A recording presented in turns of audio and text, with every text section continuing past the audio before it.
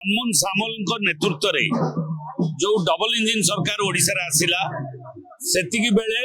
तांकर चेष्टा निष्ठा आंतरिकता और भारतीय जनता पार्टी को मजबूत करथिला किंतु जेहेतु से निर्वाचन रे हारि जाइथिले सेति समस्त मन रे गोटे दुख थिला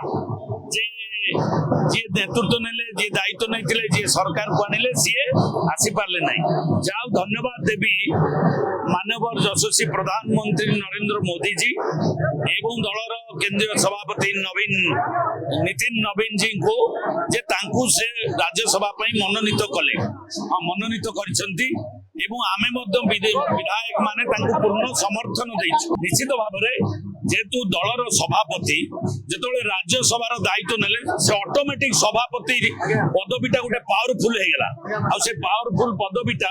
निश्चित भाव में दलर संगठन को आउरी शक्तिशाली करिवो आ ग्रास रूट रे वार्ड स्तर रे बूथ स्तर रे पहुंचे पई शक्ति दबो निश्चित भाव में एटा गोटे अगाध विश्वास तैयारी कला कांग्रेस वाला पई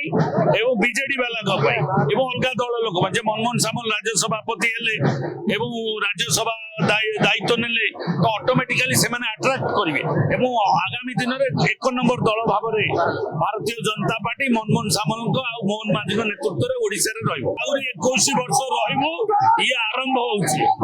विरोधी जळिबे धराशायी धराशायी